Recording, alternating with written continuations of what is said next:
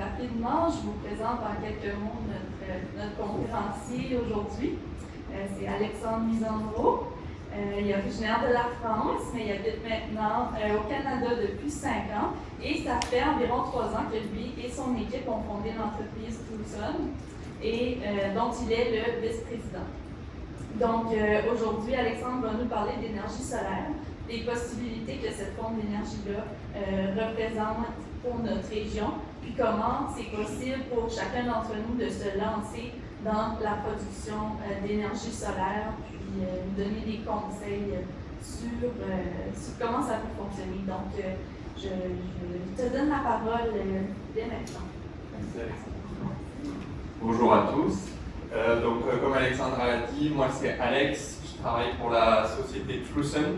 On a démarré notre entreprise il y a à peu près 3 ans.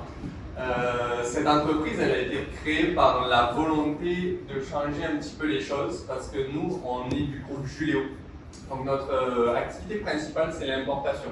Donc on importe beaucoup de matériaux de construction pour divers clients au travers le Canada et même à l'étranger. Donc notre activité a un impact sur l'environnement, on s'en rend compte, on importe à peu près 1500 à 1800 containers par an de divers endroits dans le monde, de l'Asie, des États-Unis, choses comme ça. Donc on savait que notre activité, elle avait un impact, et par cet impact-là, on voulait faire quelque chose pour l'environnement, pour le bien, et un peu rattraper ça. Donc on s'est servi en fait de notre capacité d'importateur à trouver des produits au bon prix et les meilleurs pour nos clients. Donc il faut savoir que l'énergie solaire, 80% des produits viennent d'Asie. Tout ce qui est panneaux solaires, onduleurs, toutes ces choses-là. Nous, on a une équipe là-bas avec des employés, un bureau sur place. Donc on est allé rencontrer les usines, notamment Trina Solar avec qui on travaille, qui est le 3e plus gros fournisseur de panneaux solaires au monde. On a commencé à créer des prototypes pour le Canada parce que le solaire au Canada, c'est pas comme le solaire en Europe ou le solaire en Californie. Donc c'est des matériaux différents, il faut que les panneaux supportent les froids intenses, il faut que ça supporte le vent qu'on peut avoir dans certaines régions comme ici par exemple. Donc on s'est spécialisé là-dedans pendant je dirais 2 ans, à faire du prototypage, à faire des essais, rater beaucoup de choses, apprendre de nos erreurs, et ça fait à peu près 1 an qu'on installe nos systèmes. Donc aujourd'hui, je vais essayer de démystifier un petit peu le solaire au Canada. Parce que quand on s'est un peu lancé dans cette aventure, les gens nous disaient du solaire au Canada, est-ce que vous êtes sûr que ça va marcher? Il y a un petit peu de neige ici. Ils disaient le Français qui vient de France, là, il pense qu'on peut faire de l'énergie solaire facilement. Donc en fait, on s'est rendu compte que oui, ça peut être facile de faire du solaire au Canada et qu'il y a beaucoup de stéréotypes qu'il faut combattre. Donc les principaux qu'on a entendus, c'était qu'il n'y a pas assez de soleil au Canada, ou que le solaire c'est trop cher pour être rentable, ou encore le solaire c'est bien, mais est-ce que c'est vraiment écologique? Donc on a travaillé avec des ingénieurs, on s'est notamment associé avec une firme d'ingénierie qui est spécialisée dans les énergies renouvelables pour déconstruire ces mythes-là.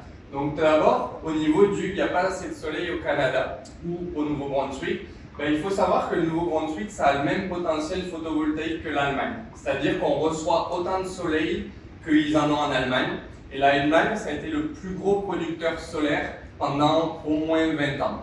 Aujourd'hui, ils sont passés en 4e position, et ça, c'est notamment dû aux États-Unis, à la Chine et à l'Inde, qui ont des superficies qui sont incomparables comparées à ce qu'en Allemagne. Pour vous donner un ordre de grandeur, l'Allemagne, c'est plus petit que le Canada atlantique en termes de superficie. Donc, on a assez de soleil, ça, c'est pas une excuse.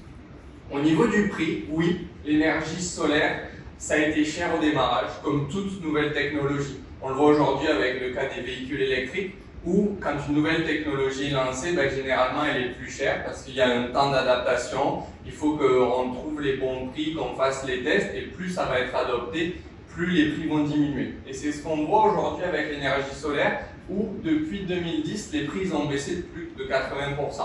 Donc aujourd'hui, on revoit un petit peu une augmentation, mais ça c'est plus dû à tout ce qui se passe en ce moment dans le monde avec la raréfaction de certains matériaux et les conflits qu'on peut voir en Europe. mais d'ordre général, les prix sont beaucoup moins chers que ce qu'on peut voir il y a 10 ans. Ils le seront encore moins dans 10 ans parce que la technologie se développe de plus en plus. Et plus les gens vont accepter cette technologie-là, plus ça va descendre.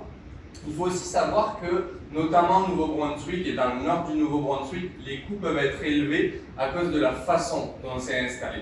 Aujourd'hui, il y a peu d'entreprises qui sont spécialisées dans le solaire. Donc, notamment, avant que Truson existe, dans le nord du Nouveau-Brunswick, il n'y avait aucune entreprise qui faisait du solaire sa spécialité. Donc, si vous vouliez des panneaux solaires sur votre maison ou sur votre commerce, il fallait passer par un électricien.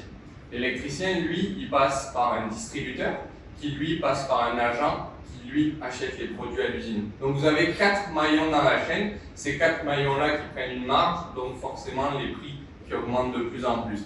Nous, avec Juléo, en passant directement avec les usines au niveau de l'importation, ça a permis à Truson d'enlever tous ces maillots-là, parce que nous, on a essayé de verticaliser toute notre entreprise, c'est-à-dire qu'on se fournit auprès des usines directement, on fait les installations nous-mêmes, donc on évite ces différents maillons de la chaîne pour réduire encore plus le coût.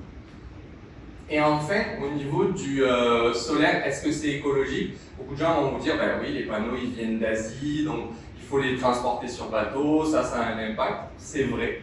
Mais l'impact que ça a entre la fabrication, le transport et la mise en service, un panneau solaire, il faudra 1 an et demi pour rembourser ce capital-là en CO2 grâce à la production qu'il va faire.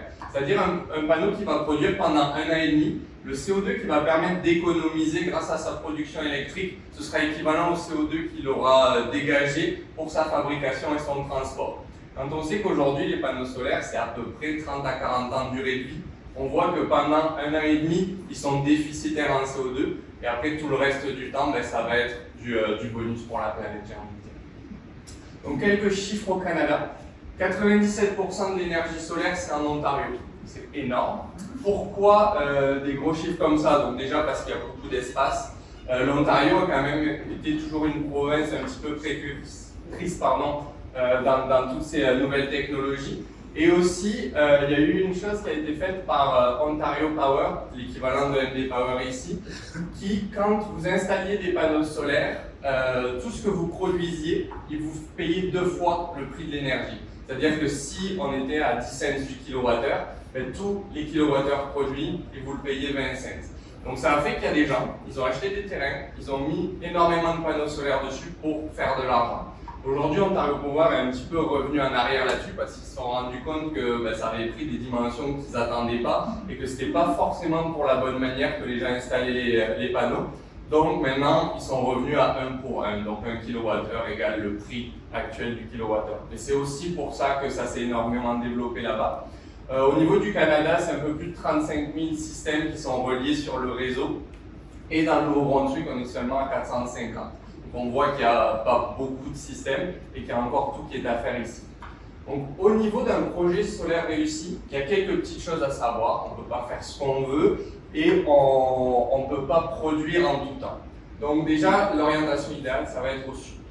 Vous pouvez orienter vos panneaux au nord, à l'est ou à l'ouest, mais ça produira moins, notamment au nord, mais ça produit quand même. Donc nous, chez Truson, quand vous nous dites qu'on veut mettre des panneaux solaires, on va faire des analyses en regardant l'orientation de la maison, l'orientation du commerce, du terrain disponible. Et là, on peut vous dire, en fonction de cette orientation-là, on prévoit de produire tant. Mais l'idéal, ça va être toujours de se mettre au sud.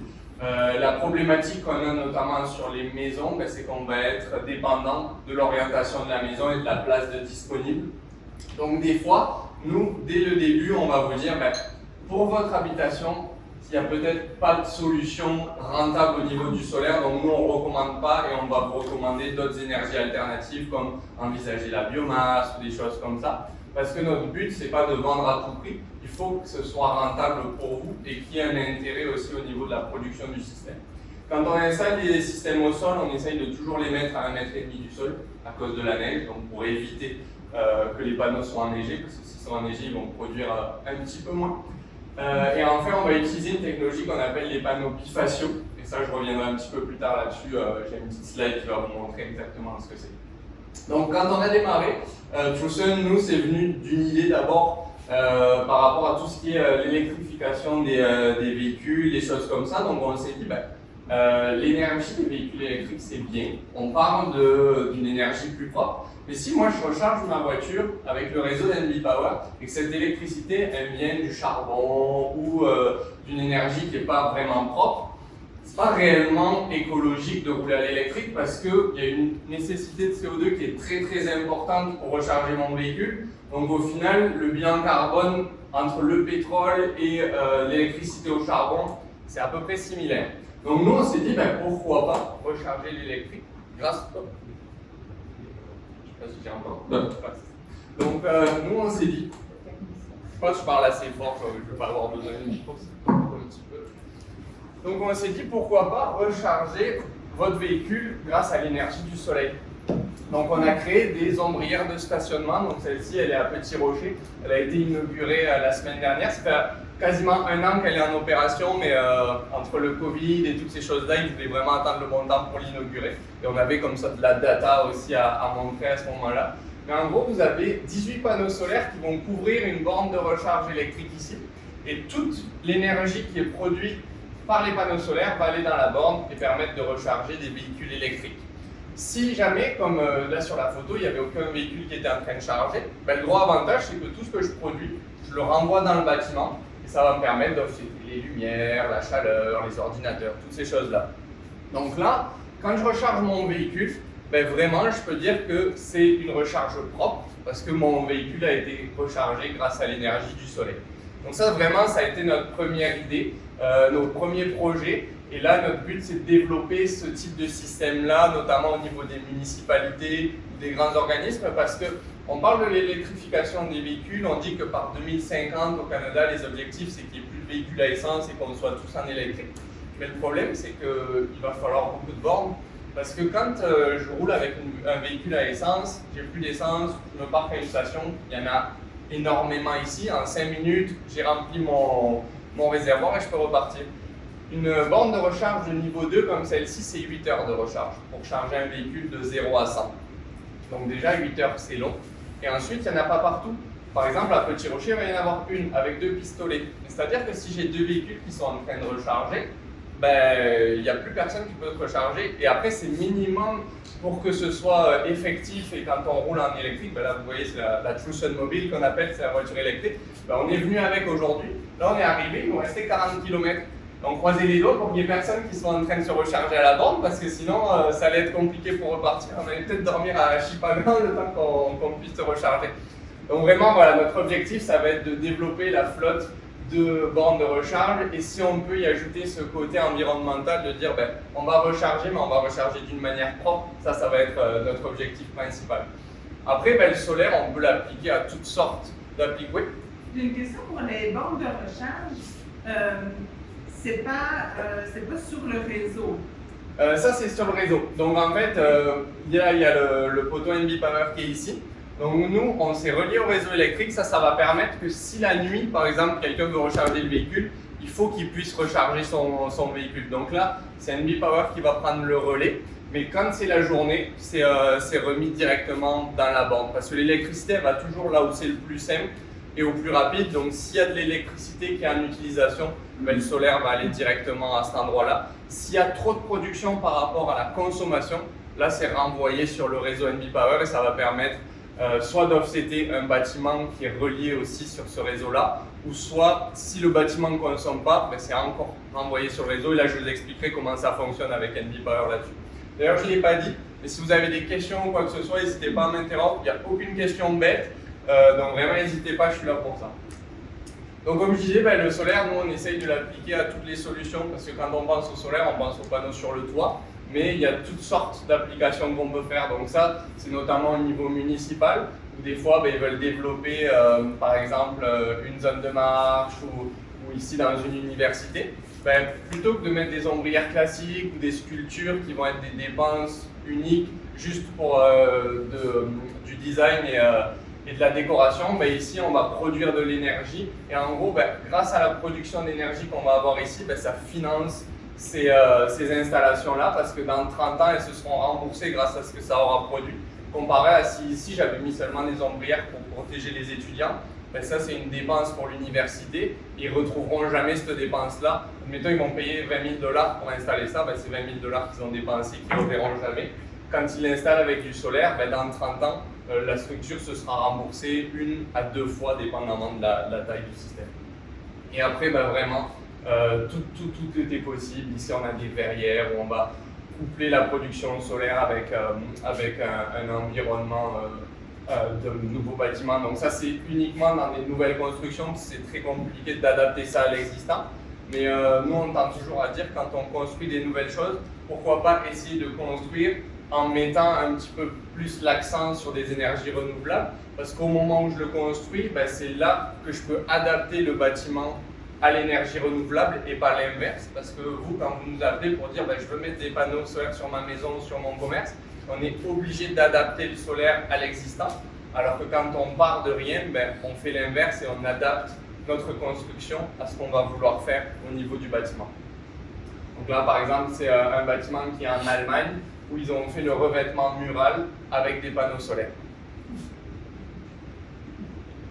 Et donc ici, là, c'est plus au niveau donc, habitation. On peut faire aussi ce qu'on appelle le solaire passif.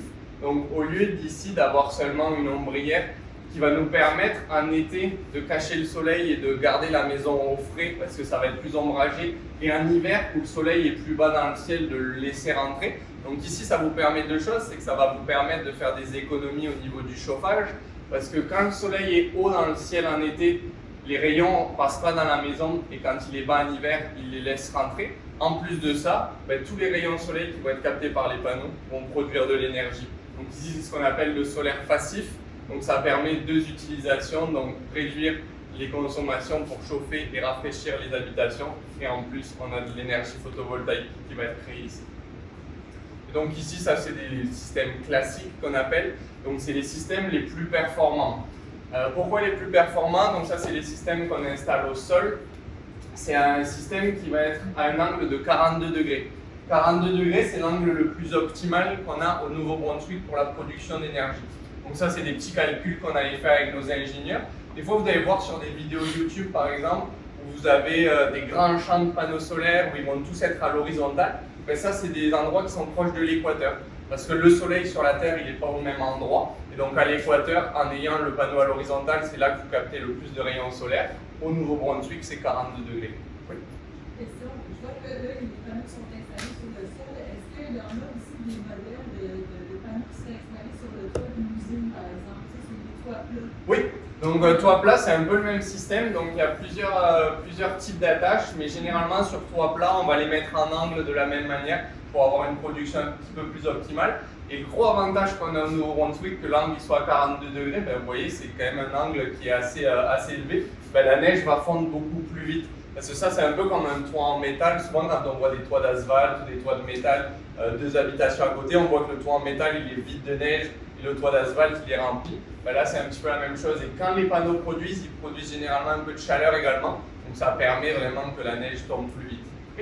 J'ai vu, nous, on avait tourné des vidéos pour notre éco-festival il y a 2 ans. Puis il y avait Mathieu Boucher côté à Tracadie. Ouais. Et eux, leur système est comme ça au sol, mais ils peuvent les bouger, changer l'angle, le salon de la saison. Oui, alors ça, c'est des systèmes qu'on appelle avec les systèmes de tracking qui vont suivre le soleil, où on peut changer l'angle parce qu'effectivement, qu'on soit en été ou en hiver, l'angle n'est pas le même. Ça, nous, on avait fait des tests. Donc, pour ce qui est du système de tracking, on l'a éliminé assez rapidement parce que là, vous mettez quelque chose de mécanique dans une énergie qui est, dans une structure qui est passive normalement. Quand nous, on met ces systèmes-là, on les touche plus. Normalement, c'est vraiment très rare qu'on doit faire de la maintenance dessus. Je vous dirais même qu'on recommande de jamais déneiger les panneaux. Si on a fait des calculs avec, par exemple, 2 racks ici, où pendant un temps, on en a déneigé un et on a laissé l'autre couvert de neige, et on s'est rendu compte que sur une année d'utilisation, vous gagnez que 5% de productivité. Donc ça ne vaut pas la peine de prendre du temps, parce que ça va vous prendre du temps de déneiger les panneaux. Vous risquez de les briser ou vous risquez de vous blesser en le faisant par rapport au peu de pourcentage que ça vous apporte. Donc nous, on recommande de ne pas les déneiger. Donc ça, c'est cette raison-là qu'on appelle ça des systèmes passifs. Quand on met un système de tracking, ben là, on met quelque chose de mécanique. C'est-à-dire que le rack solaire va suivre le soleil. Ici, vos panneaux vont avoir une durée de vie de 30 à 40 ans. Ça, c'est des structures en aluminium, donc ça, c'est bon pour 150 ans presque, si on voulait le laisser ici. Quand vous mettez un moteur, donc là, vous mettez quelque chose de mécanique, donc là, beaucoup plus de maintenance. Donc la durée de vie de ce système-là va être de 10 ans au maximum. Et quand on sait qu'on a des hivers, des fois, où on peut avoir du moins 20, moins 25, dans des endroits comme ici, où il y a beaucoup de vent, d'autres endroits près de la mer, comme ici aussi, où il y a le sel, toutes ces choses-là qui vont être corrosives pour les systèmes, on s'est rendu compte qu'au Nouveau-Brunswick, ce type de système-là n'était pas bon, ou en tout cas pas rentable. Et enfin, pour ce qui est de changer l'angle, ça va dépendre du nombre de panneaux. Quand on est sur des systèmes comme ceux-là, ou ceux-ci avec plus de 100 panneaux, ça nécessite quand même énormément de travail pour changer l'angle. Donc nous, on s'est dit, vaut mieux le laisser à un angle fixe, qui est l'angle optimal pour l'année, plutôt que de venir le changer, parce que là, toujours pareil, on a une intervention humaine, et quand on amène une intervention humaine sur un système qui pourrait vivre par lui-même, on augmente les risques d'avoir soit des bris, ou soit de ne pas mettre l'angle au bon endroit, parce qu'on dit par exemple en hiver c'est 42 et en été c'est 25, mais si la personne se trompe et le met à 42 et 25 à l'envers, là on produira encore moins. Donc nous on préfère rester sur des systèmes statiques. Juste une petite question, peut-être que ça va venir plus tard dans votre présentation, mais là on est carrément avec des systèmes pour des grands édifices, mais une résidence. Quelques slides plus tard. Ça s'en vient? Oui, ça s'en vient. Je veux savoir à quoi ça ressemblerait dans ma vie. Donc, il faut savoir, en parlant des systèmes comme ça, donc il y a toujours aussi l'urbanisme à prendre en compte. Donc ça, c'est toutes les villes n'autorisent pas d'avoir des systèmes au sol. Donc ça, c'est vraiment, il faut toujours se rapprocher des urbanismes qui régissent la région. Par exemple, nous, on vient de Beresford, donc on sait qu'à Beresford, pour une habitation, on ne peut pas mettre un système au sol. À Bathurst, par exemple, on a le droit. Donc c'est vraiment ça va dépendre. Quand c'est en toiture, là par contre, il n'y a aucun problème. Tous les urbanismes sont assez avancés normalement pour l'autoriser. Mais on est quand même sur une technologie assez nouvelle pour le Nouveau-Brunswick. Donc souvent, c'est pas qu'ils ne veulent pas le mettre, mais c'est que c'est pas dans leur plan de zonage.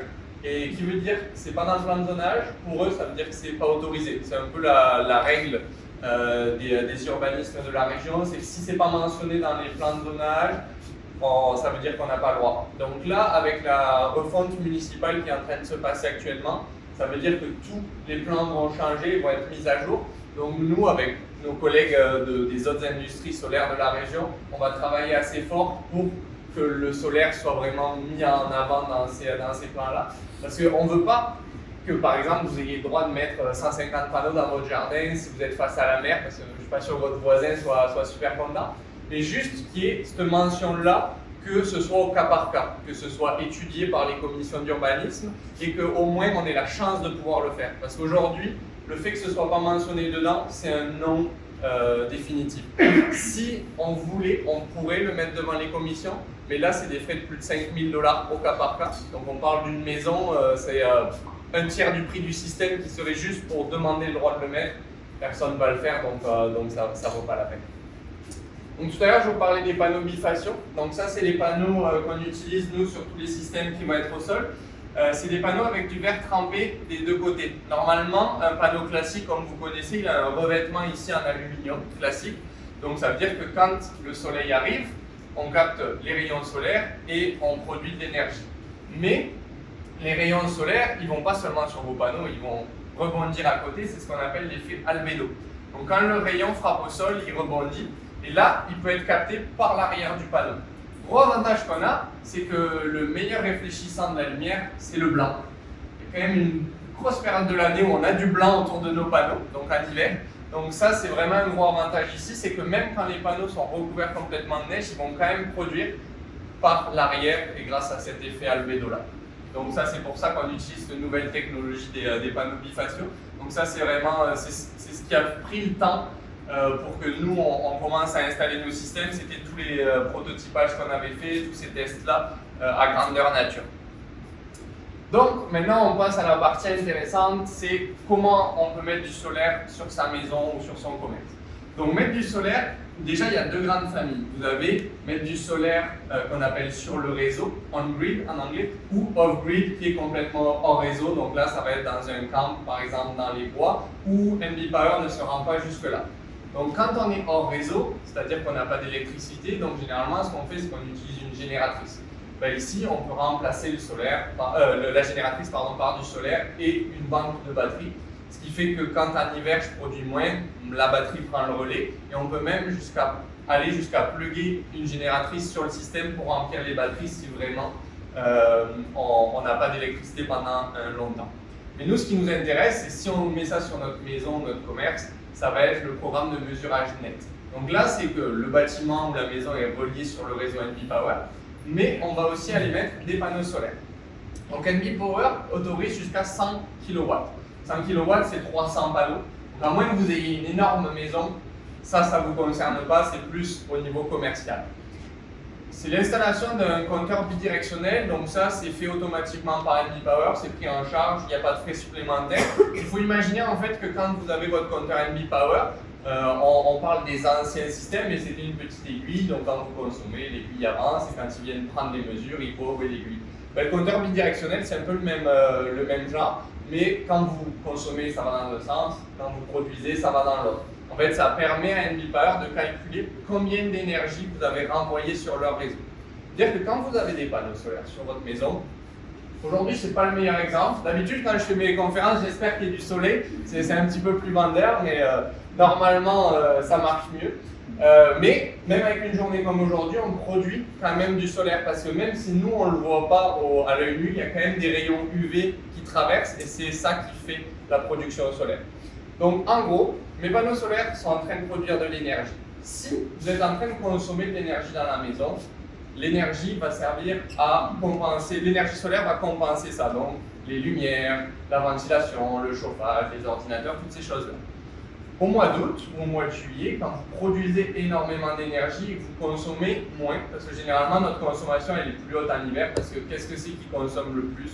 C'est le chauffage. C'est vraiment, chauffer la maison, c'est vraiment ce qui va consommer le plus. Oui. Oui, j'ai une question.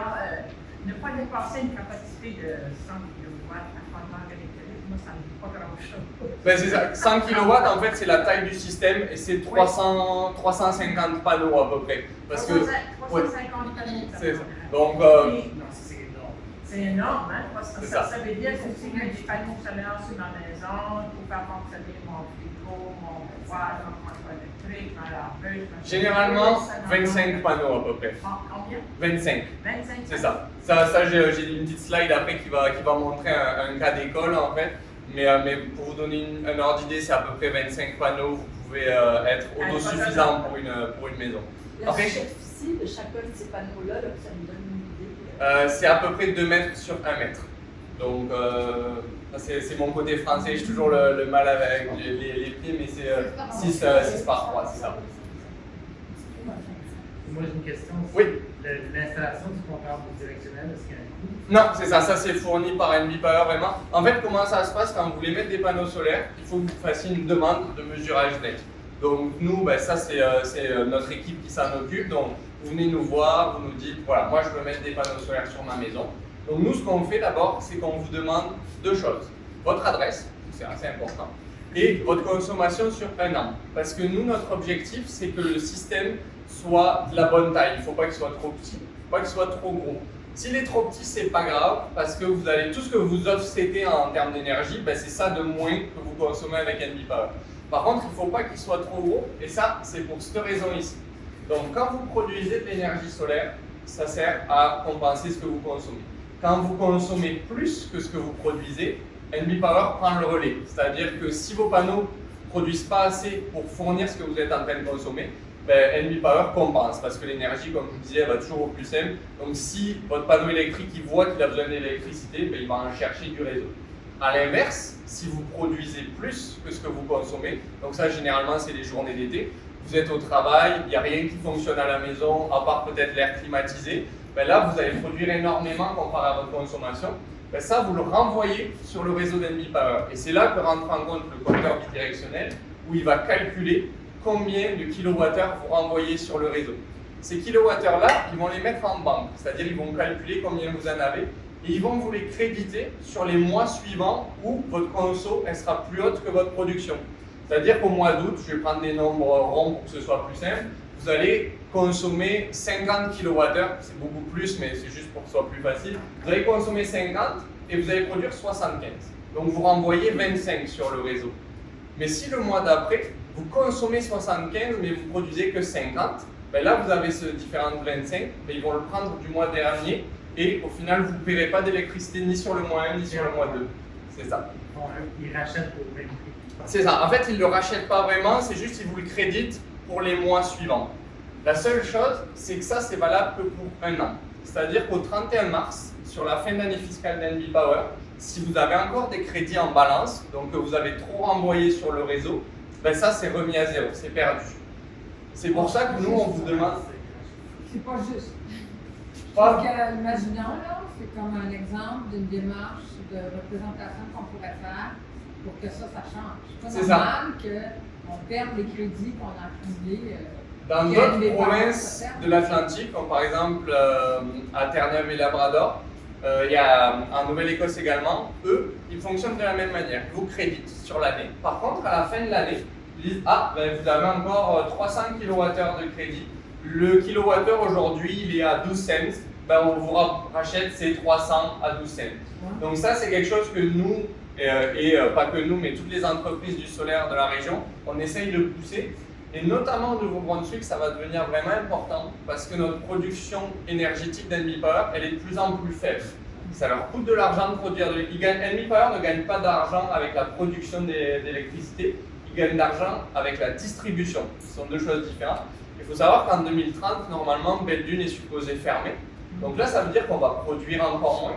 Mais je ne sais pas si vous le remarquez, mais à la maison, ben, on consomme de plus en plus. Et encore plus, si tout le monde a un véhicule électrique qui va charger le soir, ben la consommation va vraiment augmenter et la production diminue. Donc nous, on essaye de pousser les instances à leur dire, ben, autorisez les gens à installer des systèmes et permettez-leur de produire de l'énergie et de vous aider, entre guillemets, à cette production-là. Donc, on espère, ça moi je ne peux pas le garantir, on ne le sait pas, ça peut prendre un an comme ça peut prendre 10, mais on espère que dans le futur, c'est ça, NB Power va dire, ben, nous, on vous rachète cet excédent-là, toujours dans une certaine limite. Bien sûr que si vous avez un petit cabanon et que vous mettez 500 panneaux solaires, ben là, ça ne va pas matcher et NB Power va comprendre que c'est pour faire de l'argent. Mais si sur votre maison, vous mettez 20 panneaux et qu'au final, il vous reste quelques crédits, ben, ce serait normal qu'ils vous le rachètent. Donc ça, on pousse là-dessus assez fort. Donc là, je vous ai fait une petite étude de cas pour vous montrer une maison classique au Nouveau-Brunswick. Donc au Nouveau-Brunswick, la consommation moyenne, c'est entre 13 000 et 14 000 kWh par an. Donc ça représente 1 400 $ d'électricité par an. Donc quand on dit 1 400 $, c'est pas ce que vous voyez au fond de vraiment la dernière ligne de la facture. Parce qu'il y a quand même beaucoup de choses comme des frais de service, la location d'un ballon d'eau chaude, des taxes, toutes ces choses-là, que ben, nous, avec le solaire, on ne peut rien faire. Si vous avez un ballon d'eau chaude à 50 $, ben, ça, le solaire, vous n'allez pas pouvoir réduire là-dessus. Donc vraiment, nous, ce qu'on prend en compte, c'est la dépense électrique, donc les kilowattheures. Ça, vous pouvez le voir sur votre facture. Aujourd'hui, le taux, il est à 11 cents et 45 du kilowattheure. Donc ça, vous voyez un petit peu, en fait, combien vous consommez par mois. Donc ça, c'est quand NB Power vient faire les relevés de compteur. Ils prennent votre consommation, ils multiplient par le taux et ça vous donne la facture électrique. Donc sur un an, cette consommation-là représente à peu près 1 500 $ pour arrondir. Dans 30 ans, en 2050, la même consommation, donc vraiment là on prend, si vous avez consommé 15 000 kWh, donc là on est à 14 000. 14 000 kWh, dans 30 ans, ça passera de 1 500 à 2 550. Et ça c'est l'inflation. Donc NB Power, ils ont déjà donné leur augmentation pour les 10 prochaines années. Généralement, ils s'y tiennent assez bien, mais des fois, c'est un peu plus que ce qu'ils ont prévu. On n'a jamais vu que c'était moins, par contre. On a appris les 30 dernières années, c'était soit ce qu'ils avaient annoncé, soit un petit peu plus. Donc nous, ce qu'on a fait, c'est qu'on a pris quand même des chiffres conservateurs. Ils annoncent 2,25% d'augmentation par an. On a pris ça et on l'a lissé sur 30 ans. Ce qui fait que votre conso à 14 000 kWh, qui représentait 1 500, dans 30 ans, ce sera 2 550. Ça représente plus de 70% d'augmentation sur 30 ans. Ça, je vais vraiment l'enlever parce que là, je vais partager. Ça représente 70% sur 30 ans, ce qui est énorme. Et il y a beaucoup d'analystes et de spécialistes de l'énergie qui disent que ce chiffre-là risque d'être beaucoup plus important. Parce qu'on est de plus en plus nombreux, on consomme de plus en plus, et les ressources primaires, elles sont de plus en plus faibles. Ce qui veut dire que quand on pourra de moins en moins produire, ben, les chiffres vont augmenter, l'électricité sera de plus en plus chère.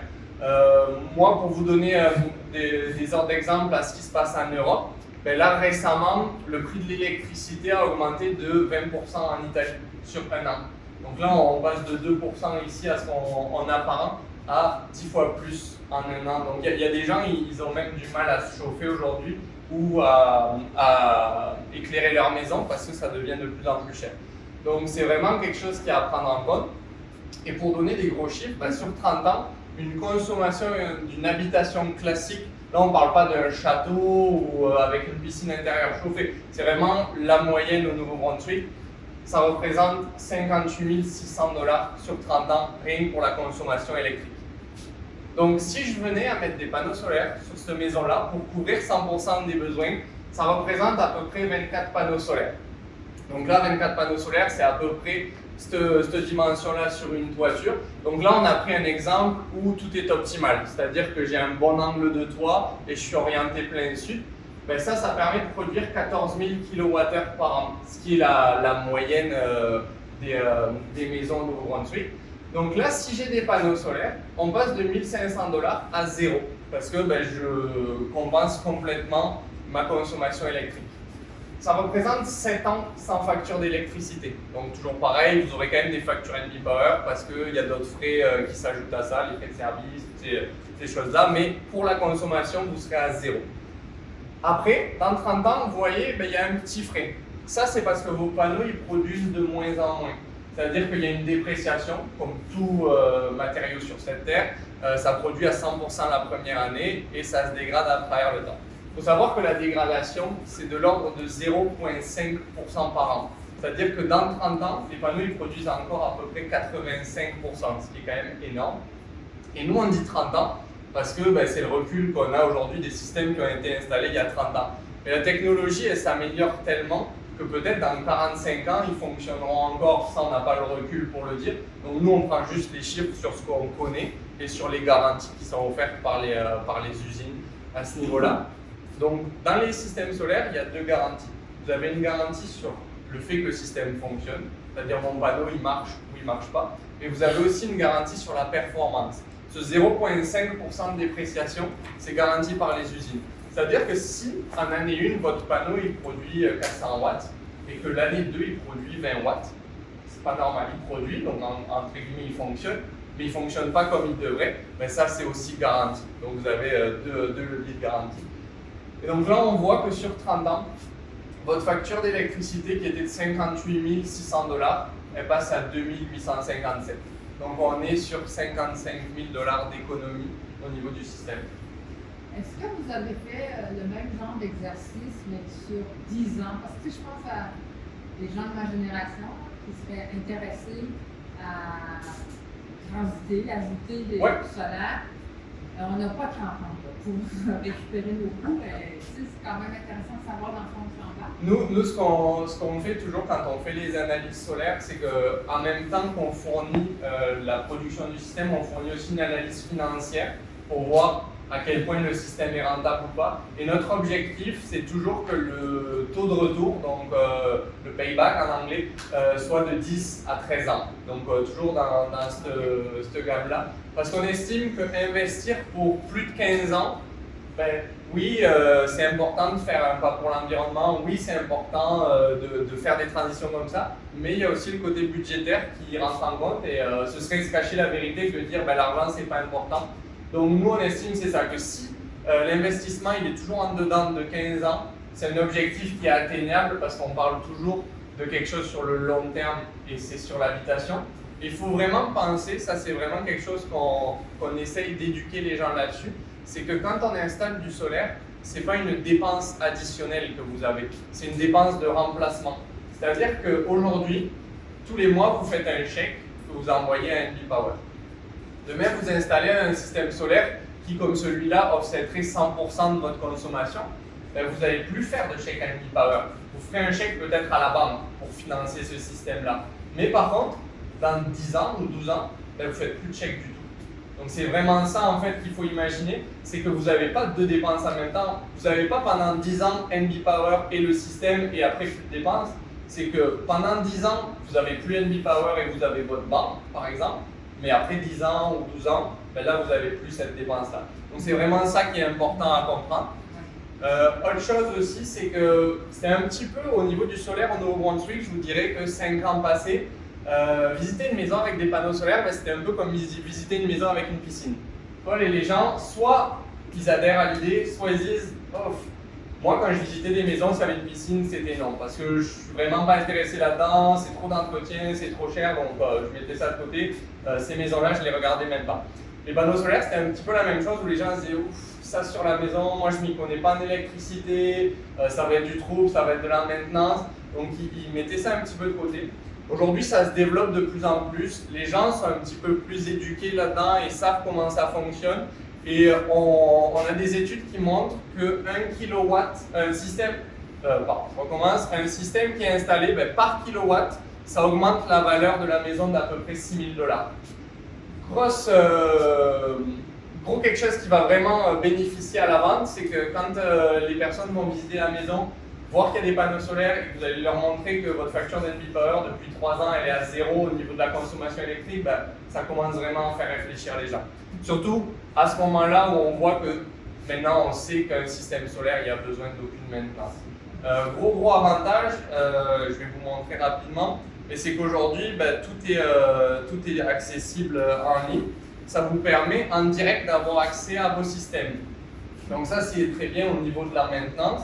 C'est-à-dire que nous, tous les systèmes qu'on installe, on y a accès. Donc que ce soit un système de 3 panneaux sur une maison ou un système de 150 panneaux comme on a installé pour des municipalités, on a accès à tous ces systèmes-là.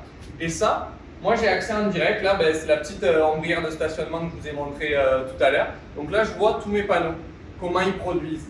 Si j'avais un des panneaux qui ne produisait pas, ben, moi je reçois tout de suite une alerte en tant qu'installateur. Ils me disent ben, attention, là il y a un problème sur ce système-là. Donc ce qu'on fait nous, ben, généralement c'est qu'on va appeler le client en disant ben là votre 4e panneau sur la droite, on voit qu'il ne produit pas. Est-ce que c'est normal? Est-ce que vous pouvez faire une inspection visuelle? Et là il va sortir et va dire ah, ben, effectivement il y a un camion qui est garé vraiment devant, il y a de l'ombrage ou il y a une branche dessus ou quoi que ce soit. Là on dit ben, on va retirer cet élément perturbateur. Ah c'est bon, ça produit, ça c'est réglé. Là le client va nous dire ben non, je vois rien qui fonctionne, enfin qui montrerait que le panneau ne fonctionne pas. Ben là, nous, en ligne, on peut faire de la maintenance en direct, voir si on peut faire une mise à jour ou quelque chose. Hop, ça fonctionne, c'est bon. Et troisième alternative, c'est que là, on n'arrive pas à régler ça en distance, on peut venir intervenir. Donc ça permet, j'arrive tout de suite, ça permet vraiment d'être connecté en direct et de voir, parce qu'avant, ce genre de système-là, quand on n'y avait pas accès, ben pendant peut-être 6 mois, votre système ne produisait pas et vous ne saviez pas en fait. Parce que ben, on n'avait pas accès ou qu'on n'allait pas faire la maintenance en direct, des choses comme ça. Donc maintenant on a accès à ça vraiment tout de suite.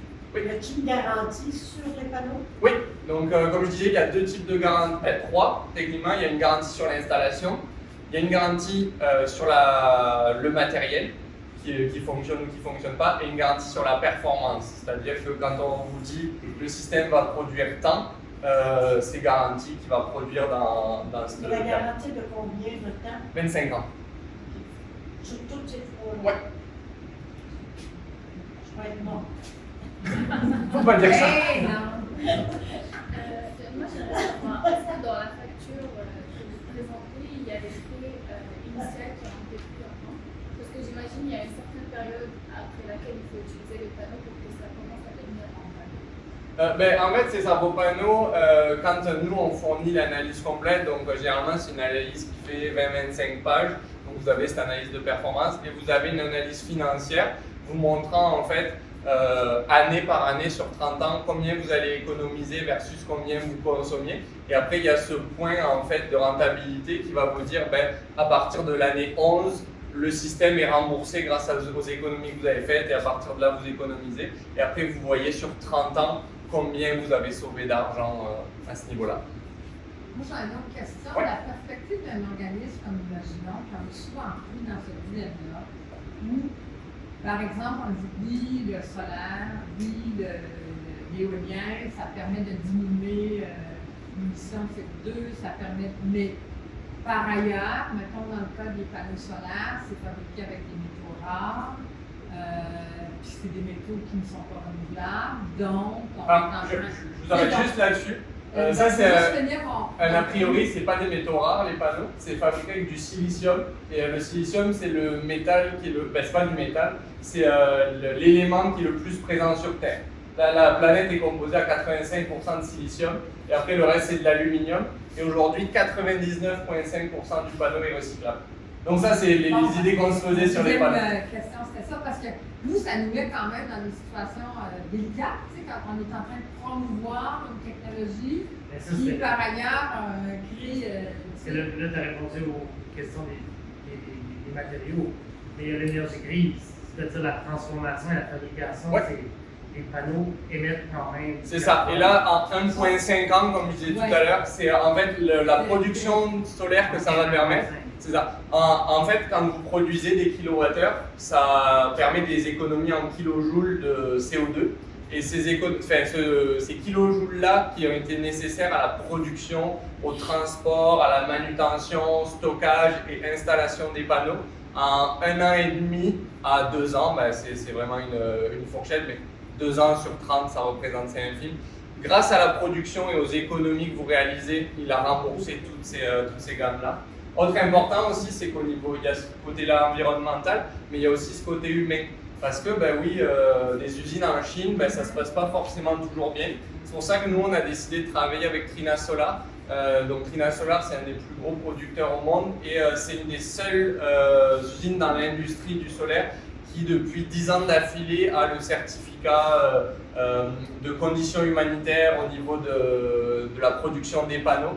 Et nous, on a 2 employés qui travaillent en Chine à temps plein, qui vont régulièrement dans les usines pour s'assurer que ces certificats-là soient respectés. Ah, bien, on pense à tout. Le montant 1481 est 68 par année pour une consommation, c'est ça? Oui. 14 000. 1480, ouais. C'est 1481 par année. Moi, j'ai une petite maison qui dépasse ça. Ben, comme je vous dis, il ne faut pas regarder le bas de votre facture NB Power parce que si vous payez, mettons, 250 ou 300 $ sur le mois, l'équivalent de votre consommation électrique, ce n'est pas 250 ou 300 $, c'est peut-être 100, 125 parce qu'après, derrière, vous avez des frais de service, vous avez les taxes, vous avez toutes ces choses-là qui ne rentrent pas en compte dans la production énergétique. En ce moment, c'est 30 $ par mois. Cette partie-là, qui n'est pas de la consommation. Combien? 30? Si on continue à les payer, mais ça, c'est payé à chaque mois. C'est juste ton abonnement à la C'est ça. Mais L'abonnement. ça, tu continues à payer ça pareil. C'est ça. Parce que NB Power vous distribue quand même de l'énergie. C'est eux qui s'occupent de quand vos panneaux produisent et qui renvoient sur le réseau. La nuit, quand vous allez allumer la lumière, s'il n'y a pas de soleil, normalement vous n'auriez pas d'énergie. Là, c'est NB Power qui le compense. Donc, toutes ces choses-là, ils chargent un frais, ce qui est normal. Mais ça représente comme à peu près au niveau frais de service, une trentaine à cinquantaine de $ indépendants. Et après, il y a d'autres frais qui sont les locations de ballons d'eau chaude, toutes ces choses-là qu'il peut y avoir en plus. Oui. Le système bidirectionnel, ça remet à quel montant? Ça peut être par mois, parce qu'ils doivent nous charger. Non, ça c'est gratuit. En fait, NB Power, leur objectif, c'est de mettre des compteurs intelligents où ils n'auront plus besoin en fait d'avoir des gens sur la route qui vont calculer ou qui vont aller voir votre compteur. Donc c'est cette nouvelle version en fait des compteurs qui sont reliés au satellite et en fait de leur bureau ils voient combien. Donc leur objectif en fait, et ils ont commencé déjà, je pense qu'ils ont commencé à Fredericton, c'est qu'ils vont commencer à remplacer tous les compteurs par des compteurs intelligents. Donc même si vous n'avez pas de solaire, un jour vous aurez ces compteurs là. Et ce sera encore plus simple parce que quand vous voudrez installer du solaire, il y aura déjà le bon compteur. L'espèce de l'interface en fait, qui permet de contrôler ce qui vient du panneau solaire, ce qui vient du power. Est-ce que c'est cool, c'est simple, c'est quoi la patente? C'est une application en ligne. Je veux dire, la machine complète qui permet le courant de... Ah non, ça, en fait, quand vous avez, je vais vous remontrer, ça sera plus parlant ici. Quand vous avez un panneau solaire et que les rayons tapent dessus, je vais faire un peu de physique là, mais donc c'est le silicium qui est à l'intérieur, donc c'est des atomes de silicium qui, quand ils reçoivent de la lumière, ils se mettent en mouvement. Parce que toute énergie, en fait, c'est dû au mouvement. Quand vous voyez du nucléaire, par exemple, la fusion nucléaire, ça va être énormément de vapeur qui vont faire tourner des turbines. Quand vous voyez des éoliennes, même chose. Donc l'énergie vient toujours du mouvement, hydro avec l'eau. Donc ici, c'est ces cellules-là qui s'énervent, donc elles se mettent en mouvement. Il y a des câbles électriques qui sont tout le long du panneau, qui captent cette énergie-là et qui la renvoient dans un onduleur. Parce que cette énergie-là, c'est du courant continu. Et vous, à la maison, on utilise du courant alternatif. Donc il faut transformer cette énergie-là du continu à l'alternatif grâce à ce qu'on appelle un onduleur. Deux types d'onduleurs. Vous avez des onduleurs de chaîne, qu'on appelle des string inverters. Ça fonctionne un petit peu comme des lumières de Noël. Vous savez, quand vous avez la guirlande de Noël, s'il y a une lumière qui ne marche plus, il y a toute la guirlande qui s'arrête. Ça, c'est parce qu'elles sont en série. Donc ça, c'est ce que je dirais 80% de l'industrie solaire utilise. Nous, on a décidé d'utiliser des micro-onduleurs, qui sont des onduleurs qui sont reliés directement au panneau. Au lieu d'avoir tout votre système qui est relié à un seul onduleur, nous, on a 4 panneaux qui sont reliés à un micro-onduleur, ce qui permet que si j'ai un de mes panneaux qui fonctionne moins parce qu'il est ombragé, qu'il est recouvert de neige, des choses comme ça, mais que le panneau d'à côté il est en plein soleil, ils vont tous produire à leur plein potentiel. Alors que quand on a un onduleur qu'on appelle un string inverter en série, si vous avez un panneau qui est ombragé, tout le système va réduire sa production pour s'ajuster en fait à ce qu'il produit, un peu comme l'histoire des lumières de Noël. Donc ça, c'est des petites boîtes qu'on place nous à l'arrière des panneaux, que ce soit au sol ou en toiture. Et ensuite, on vient se brancher dans votre panneau électrique avec un breaker. La taille va dépendre de la taille du système. Mais après, tout se fait automatiquement, vous n'avez rien à faire. En fait, quand vous produisez de l'énergie, vous le renvoyez sur le réseau, vous ne vous en rendez pas compte. Il n'y a pas de machine, de patente, de transfo? Non, il y aura un transfo si vous êtes en 3 phases. Parce que quand on est en 3 phases, dépendamment c'est du 600 volts, 280, ça va dépendre. On peut avoir besoin d'un transformateur, mais quand on est sur une maison ou un commerce de taille régulière, on n'a aucune chose à ajouter. C'est seulement, comme je vous dis, ces petits onduleurs qui sont à l'arrière des panneaux, mais ça vous ne les voyez même pas. Tout ça, c'est relié dans une boîte de combinaison. On combine ça en un seul câble. Ce câble-là, on vient le brancher dans votre panneau électrique, on met un breaker et c'est terminé. Et vous avez aussi un disconnect qui est à côté du compteur d'Envy Power. Ça, c'est pour les pompiers. C'est que si jamais il y a un feu, les pompiers, ce qu'ils font, c'est que généralement, ils coupent l'électricité de votre maison. Mais là, ils coupent et la maison et les panneaux solaires, parce que s'ils ont besoin de rentrer par le toit, il faut qu'il n'y ait pas de courant dans les câbles et qu'ils puissent mettre par exemple un coup de hache dans le toit sans prendre l'électricité. Donc c'est les seules choses, et tout ça c'est nous qui l'installons, et après vous n'avez rien à faire là-dessus. Donc c'est vraiment juste dans votre panneau électrique que ça se passe. Oui. Moi j'aurais deux questions. En fait, la première elle est assez claire. Quand vous dites que c'est produit en Asie, c'est quel pays? Donc la production généralement ça va être la Chine, la Thaïlande et la Malaisie. C'est les 3 plus gros producteurs au niveau solaire aujourd'hui. Okay. Ma deuxième question, elle concerne plutôt la traçabilité de la provenance des matériaux utilisés. Ouais. Je pose la question parce que, je ne sais pas si vous savez, mais c'est la République démocratique du Congo qui est un pays en Afrique centrale qui est le plus riche en fait dans le monde en termes de minerais plutôt, qui sont utilisés là. Puis ça fait des années qu'il y a des conflits qui perdurent à cause du pillage des ressources, de l'exploitation humaine qui a là-bas en fait par les multinationales autant américaines qu'européennes et chinoises. Donc moi je me demande en fait, est-ce que vous avez de la traçabilité par rapport à la provenance? Ouais, donc comme je vous disais, faut vraiment pas confondre au niveau des minerais rares. Quand on parle du Congo, c'est notamment au niveau de la production du lithium. Donc ça c'est pour produire les batteries. Vos systèmes-là, un système classique, il n'y a pas de batterie, parce que votre batterie, c'est Envy Power. C'est-à-dire que quand le système ne fonctionne pas, c'est Envy Power qui prend le relais. Donc nous, au niveau d'un système classique, déjà, on ne va pas être sur des minerais rares. Et après, donc, pour tout ce qui est au niveau des panneaux solaires et de tout le matériel, on se fournit auprès, comme je disais, de Trina Solar et d'autres grands groupes. Et on a fait en sorte que tous ils aient ces certificats-là, et en termes environnementaux et en termes humains. Mais pour tout ce qui est au niveau de l'énergie solaire, vous n'avez pas ces côtés minerais rares. Mais par contre, tout ce qui est véhicule électrique ou batterie, là, ça peut poser problème, effectivement. Oui. Mettons, crise du verglas, panne généralisée. Si on a vos installations, est-ce qu'on a quand même, parce que tu disais que... C'est ça, c'est un point important que j'allais y venir. C'est que si vous êtes sur un système classique, donc comme je disais, la batterie c'est NB Power. C'est-à-dire que si votre système ne produit pas la nuit ou grosse tempête de neige ou journée vraiment très sombre, pas de production, donc c'est NB Power en le relais. NB Power coupe, ça va couper automatiquement vos panneaux. Donc ça, c'est pour des raisons de sécurité, c'est que s'il y a une coupure de courant, NB Power va envoyer ses équipes pour réparer la coupure. Et eux, il ne faut pas qu'il y ait de l'énergie qui retourne sur les lignes. Parce que si votre système, si, mettons, c'est une journée même en plein hiver où il y a du soleil, il peut y avoir une coupure sur la ligne, mais vos panneaux vont produire vraiment à plein potentiel. Parce que nous, on a des journées en hiver où on voit que les panneaux sont quasiment à 100%, parce que c'est vraiment ensoleillé. Donc vous ne voulez pas que l'énergie revienne sur la ligne parce qu'ils sont en train de travailler dessus. Donc il y a un système qui coupe le système, le système de production. On peut coupler des systèmes qu'on appellerait des systèmes hybrides avec une batterie de secours. Donc là, c'est que si NB Power vient à couper, ben c'est un peu comme le principe du génératrice. Là, ce serait la batterie qui prendrait le relais. Donc c'est tout à fait possible. Après, il faut savoir que quand on met des batteries, c'est là que les systèmes vont vraiment augmenter au niveau du coût. Parce que ce qui coûte cher aujourd'hui, c'est les batteries. En termes de stockage, il y a encore des... on le voit avec les véhicules électriques où l'autonomie, elle n'est pas exceptionnelle encore. Et c'est vraiment un des points les plus débattus actuellement quand on passe aux véhicules électriques, c'est que les gens disent l'électrique c'est bien, mais moi par exemple de Beresford, si je veux aller à Halifax, je suis obligé de m'arrêter 1 à 2 fois. Donc c'est 2 heures de plus sur le trajet. Quand on parle de Beresford à Halifax, normalement c'est 5 heures. Passer de 5 à 7, ça peut être compliqué, notamment au niveau commercial.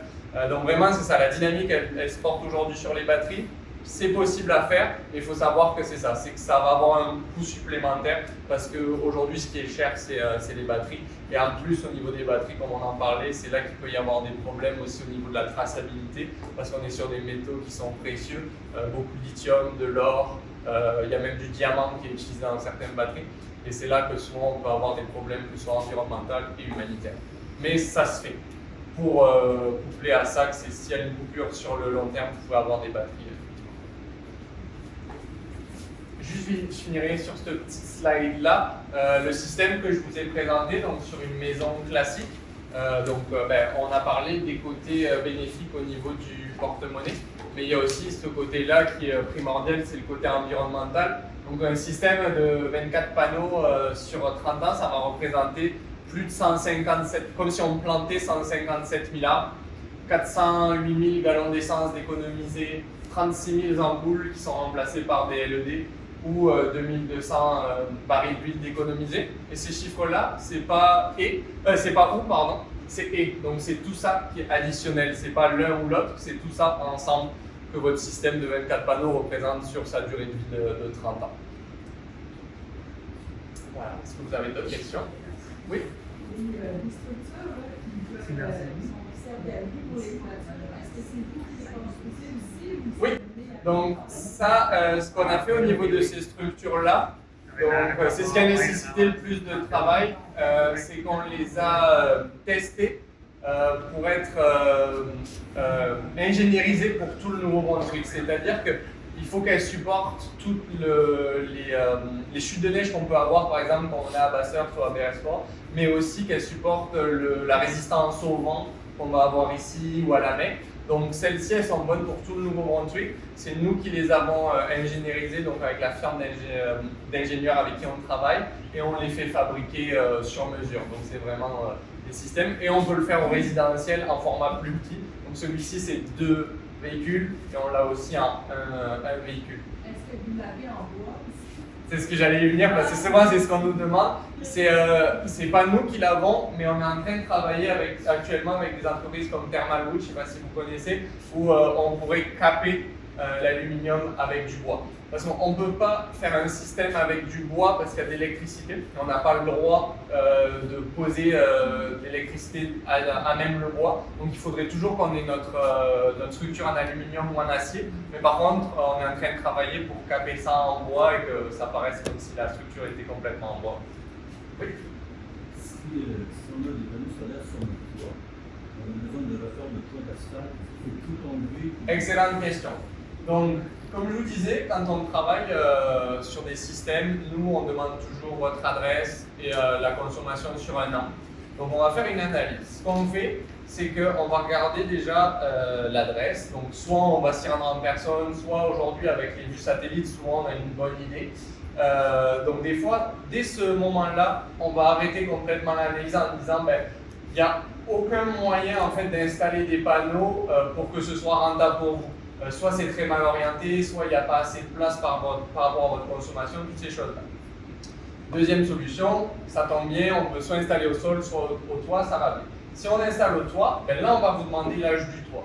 Parce qu'effectivement, comme vous dites, si votre toit il a 20 ans, mettre des panneaux qui ont une durée de vie de 30 ans dessus, ça veut dire que dans 5 ans, 10 ans maximum, il va falloir tout enlever pour tout remettre, pas rentable. Ça va vous coûter cher. Le risque de briser le matériel parce que l'enlever pour le remettre, c'est pas fait pour ça. Donc nous, ce qu'on recommande, toujours ce qu'on dit, c'est que si le toit il est en dedans de 8 ans, 8-10 ans, ça va parce que les panneaux ils vont augmenter sa durée de vie parce qu'ils le protègent au final. Vous avez vos panneaux qui recouvrent la toiture, donc la toiture elle est plus soumise aux intempéries, qui peuvent être la grêle, la neige, les rayons solaires, parce que ça aussi ça abîme votre toit. Donc quand c'est en dedans de 8 ans, pas de problème. Si c'est plus tard, là on vous dit, vraiment la période critique, je vais vous dire, c'est entre 8 et 15, où là c'est un peu embêtant de changer son toit tout de suite. Par contre, si c'est plus, nous on dit changez votre toit et on change les panneaux. Et là, le gros avantage de faire ça en même temps, c'est qu'il y a énormément d'économies. Parce que quand on refait la toiture, on va faire passer le câblage de la façon qu'on veut, on va avoir des économies d'échelle en fait, parce que pendant que l'entreprise de toiture travaille, nous on peut passer du filage qui est plus compliqué à faire passer quand le toit est déjà en place. Donc ça c'est le moment parfait pour mettre des panneaux sur une toiture, c'est quand vous la remplacez. C'était une très bonne question. Oui. On peut-tu savoir les coûts pour une maison à 25 panneaux? Donc ça, c'est assez compliqué à dire parce que chaque maison est différente. Donc nous, c'est pour ça qu'on demande pour faire la bonne taille. Pour vous donner un ordre d'idée, j'avais fait le calcul, je vais juste pas me tromper au niveau du chiffre, mais sur ce système-là de 25 panneaux, juste pour vous donner une idée, donc sur un système en toiture à 25 panneaux à 480 watts, vous êtes sur un système qui est à peu près entre 22 et 25 000 $, tout installé. Donc là, quand je dis ce montant-là, on parle des dessins d'ingénierie, permis de construction, matériel, installation, mise en service. Ça peut être moins cher, ça peut être plus cher. En fait, c'est vraiment le cas par cas parce que votre maison et la maison de votre voisine va être deux choses différentes. Est-ce que c'est une toiture en métal? Est-ce que c'est une toiture en asphalte? Le type de la toiture dépend. Par exemple, là, la semaine dernière, on a installé 2 systèmes en même temps sur 2 maisons. Il y a une maison où on a mis 3 jours pour l'installer, même nombre de panneaux, 22 panneaux. L'autre maison, on y est encore dessus. Parce qu'il y en a une, c'est une toiture en asphalte qui était avec une pente peu importante, donc on peut marcher assez facilement dessus. Il y en a une autre, c'est une maison quasiment 3 étages de haut, une très grosse pente, toit en métal. Donc les installateurs sont tout le temps en train de glisser dessus, il faut s'attacher beaucoup plus, donc ça prend beaucoup plus de temps. Donc ça a un impact sur le coût parce que les équipes passent beaucoup plus de temps. C'est une moyenne. Les estimations sont gratuites? Oui. Donc nous, toutes nos estimations sont gratuites. Comme je vous disais, ce qu'on a besoin pour faire des estimations, c'est 2 choses, c'est une adresse et la consommation. Après, en fonction de la taille du système, on a un partenaire privilégié qui s'occupe du résidentiel dans un rayon autour de Basse-Terre. Et si c'est plus loin que ce rayon-là, c'est nous-mêmes qui nous en occupons. Donc vraiment, ça, on vous explique tout ça dans les analyses. Qu'est-ce qui est en général plus cher et plus économique? Est-ce que c'est une installation sur un toit ou une installation sur un petit module comme ça? Alors, donc ça va être le système le plus cher parce que il y a beaucoup plus de matériel et que en plus de mettre du solaire, vous investissez dans un bien immeuble. C'est comme si vous vouliez mettre une ombrière de stationnement ou quelque chose. Donc nous, toujours ce qu'on dit, c'est quand vous faites ça, c'est que vous ne faites pas que du solaire, vous faites aussi de l'immobilier, entre guillemets. Mais par contre, le gros avantage, c'est que votre immobilier, il se finance. Parce qu'il se finance par lui-même. Parce que grâce à la production qu'il procure, ben, il se rembourse. Alors que si vous installez un garage ou une ombrière dans votre maison, ça c'est une dépense que vous ne retrouverez jamais. Donc ça va être le système le plus cher.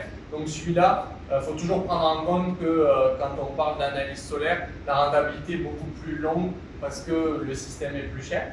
Ensuite, vous avez les systèmes qu'on a classiques au sol comme celui-ci. Celui-ci, c'est un petit peu plus cher qu'en toiture parce qu'il y a plus de matériel, il y a des pieux qui vont dans le sol. Par contre, des fois, les prix s'équilibrent parce que vu que vous êtes sur la production optimale ici, vous avez besoin de moins de panneaux. Comme sur une maison, par exemple, je vais avoir besoin, je sais pas, de 25 panneaux. Ici, je vais en avoir peut-être besoin que de 16 parce que je vais pouvoir les orienter plein sud, je vais pouvoir mettre l'angle que je veux alors que votre maison elle a un angle de 10 degrés qu'elle est orientée à l'ouest. Donc, il me faudra plus de panneaux pour produire plus.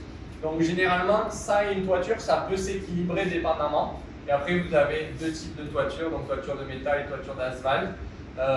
Même chose, c'est vraiment du cas par cas, comme je le disais, la maison qui a 3 étages avec une toiture avec une grosse pente versus celle en toiture d'asphalte qui est avec une petite escabeau, on peut monter sur le toit, deux choses différentes, mais en gros ça va être ça, c'est les ombrières le plus cher. Ensuite vous avez ces versions-là qui peuvent concurrencer au niveau du solaire sur toit, et après vous avez les toitures qui sont les plus simples et les moins chères.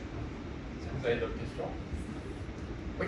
Je comprends que le compteur bidirectionnel est gratuit fourni par NB Power, sauf que est-ce que NB Power charge des frais pour la maintenance du kilowattheure produit en plus ou en moins? Non, c'est ça. Eux vraiment, en gros comme je disais, eux ils ont tout intérêt en fait à ce que vous renvoyez de l'énergie parce qu'aujourd'hui ce qui coûte cher à NB Power c'est cette production-là. Donc tout ce qu'on leur apporte en plus, c'est ce qu'ils n'ont pas à produire.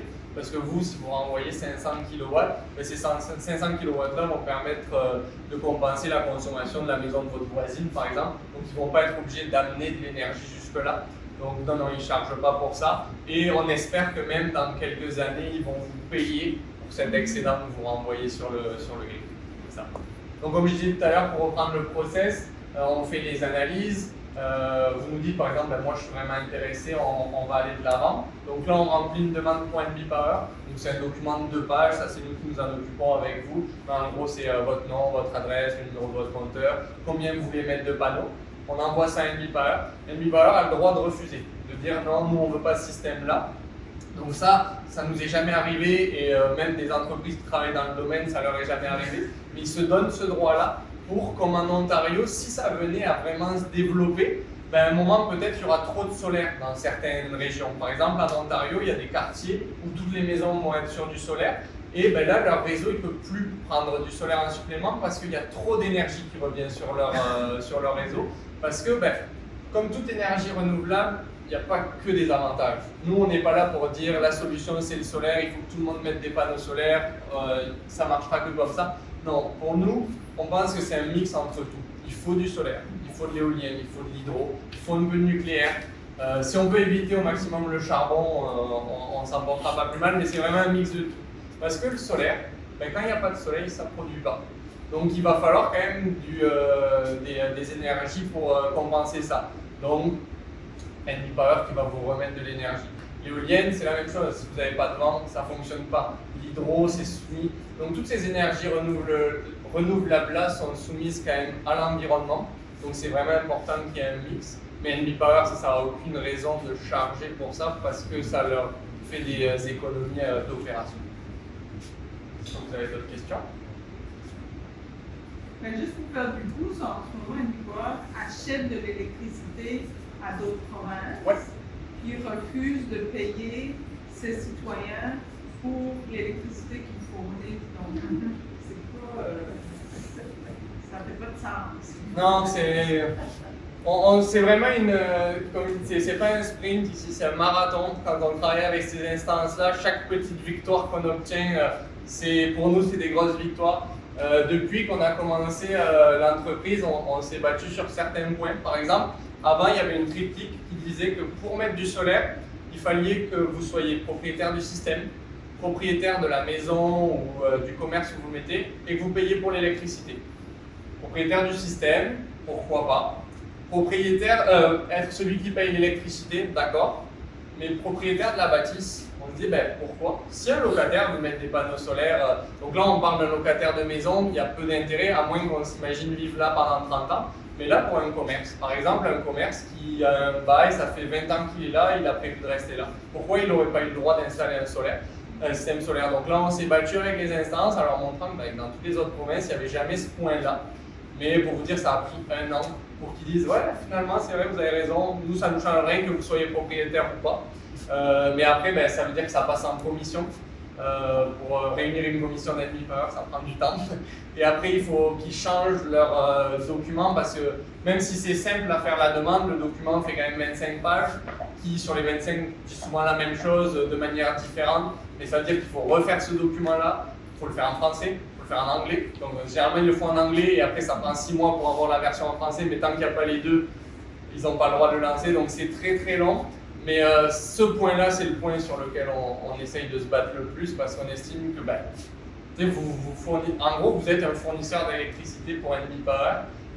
Énormément de pays d'Europe fonctionnent de cette manière-là. Tout ce que vous consommez pour vous, ça NB Power ne le voit pas parce que ça va direct dans vos lumières. Donc en gros, NB Power, eux, ils voient juste que vous consommez moins sur leur data, mais tout ce que vous leur envoyez, vous leur fournissez un service, comme eux, ils vous le fournissent. Donc ça devrait être rémunéré, mais c'est des batailles de longue haleine, c'est dépendamment des gouvernements qui sont en place aussi, ça fait beaucoup. Donc ça, c'est quelque chose que toutes les entreprises de cette industrie-là se battent pour. Ça va peut-être changer, ça changera peut-être pas, mais c'est vraiment un point qu'on essaie de travailler fort là-dessus. Oui.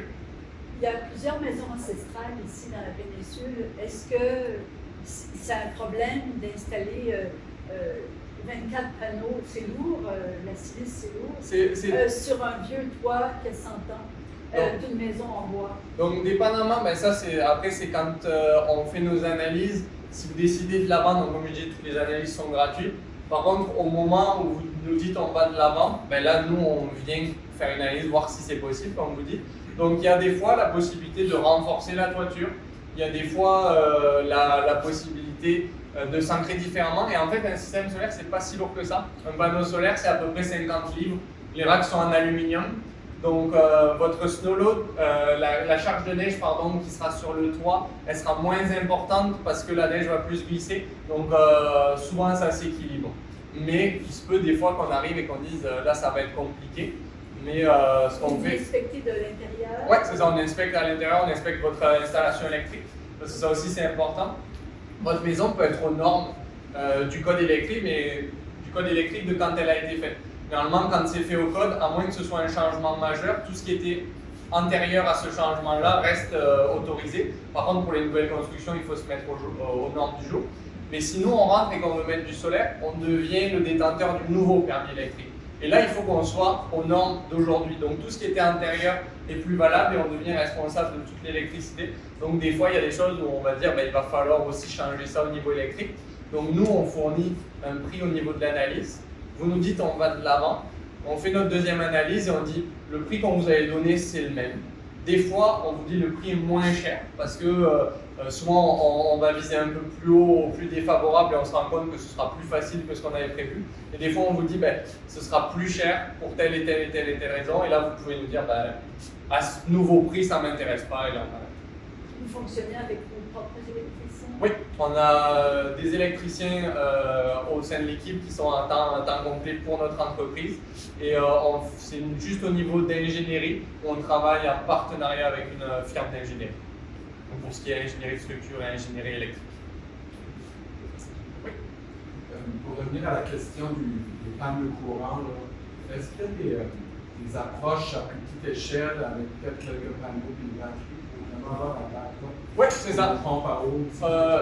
En fait, ce qu'on fait quand on fait des systèmes hybrides, c'est qu'on peut vous proposer de mettre complètement votre maison en réseau si vous le voulez, mais là, le coût est énorme. Quand on disait tout à l'heure un système entre 20 et 25 000 $, là, vous pouvez passer à un système à 50 60 000 $ juste à cause de ces batteries-là si vous voulez compenser toute votre maison. Nous, généralement, ce qu'on dit, c'est qu'on fait un système de secours. Donc, vous avez vos panneaux. Et la partie hybride, c'est seulement une partie de la maison. Donc, on fait un panneau de secours, un panneau électrique de secours. Et là-dessus, vous branchez que ce que vous voulez qui fonctionne pendant cette période de courant. Donc, généralement, ça va être le frigidaire, peut-être un petit chauffage, des choses comme ça, pour avoir juste cette partie-là qui est compensée par la batterie. Parce que sinon, si on veut offsetter 100% de sa maison, c'est vraiment très compliqué et très cher. Moi, je reviens dans la question de tantôt par rapport au plan entre les deux. Si j'ai une génératrice, moi, chez nous, pour le cas où les pannes de courant, je ne peux pas la brancher dans mon système et que ça retourne à l'eau. Je sais qu'il y a des systèmes de génératrice. Ben, vous pourriez, mais ça va vous coûter beaucoup plus cher en gaz pour envoyer 11 de kilowatts, mais techniquement, vous pourriez, oui. Oui, je pourrais faire ça. J'ai une génératrice que je la branche sur mon panneau électrique. Puis, ça va pas en conflit avec mon... Non, en fait, quand vous allez avoir la coupure de courant, ben, je ne sais pas comment c'est branché, mais la plupart des génératrices, c'est qu'elles prennent le relais quand il n'y a plus d'énergie qui vient du grid. Ben, en fait, il y a un système qu'on appelle le système de rapid shutdown. C'est-à-dire que quand le grid, le réseau d'Engie Power s'arrête, vos panneaux automatiquement ils s'arrêtent. Ça c'est en termes de sécurité pour les travailleurs d'Engie Power.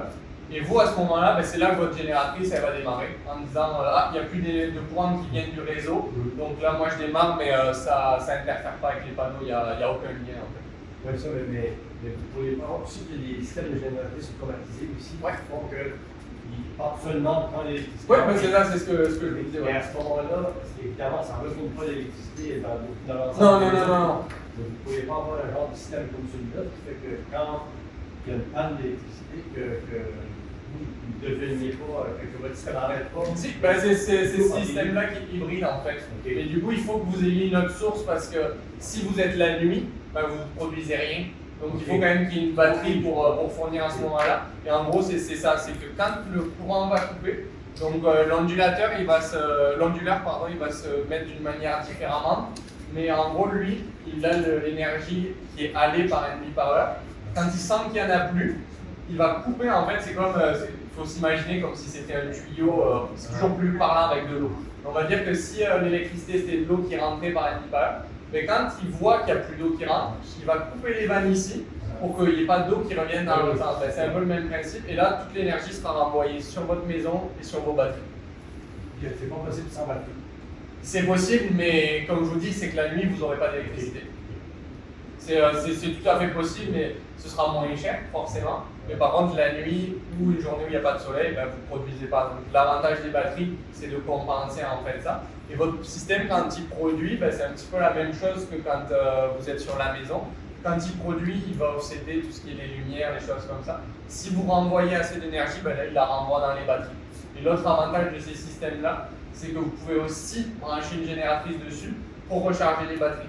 Ce qui permet qu'en 2 heures, vous chargez votre banque de batterie et vous arrêtez la génératrice. Alors que quand vous êtes seulement sur génératrice, ben la génératrice tourne en continu tant qu'il y a de l'électricité. Donc ça fait du bruit et ça nécessite beaucoup d'essence.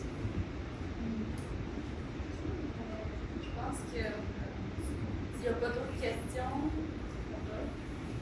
ben merci beaucoup. Ben, avec grand plaisir.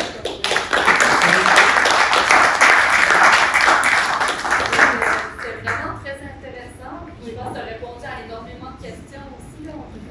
Ben, il y a beaucoup de choses qu'on ne sait pas, c'est énormément d'informations. Comme je dis, il n'y a aucune question bête. Donc même si des fois, après on va réfléchir ce soir, ah, j'ai pas pensé à demander ça, n'hésitez pas, il y a mon adresse courriel juste ici, vous m'envoyez un courriel, vous pouvez nous trouver sur les réseaux sociaux, sur Google, donc vous pouvez m'appeler, il n'y a aucun problème. Ça me fera bien plaisir. Merci à vous. Merci.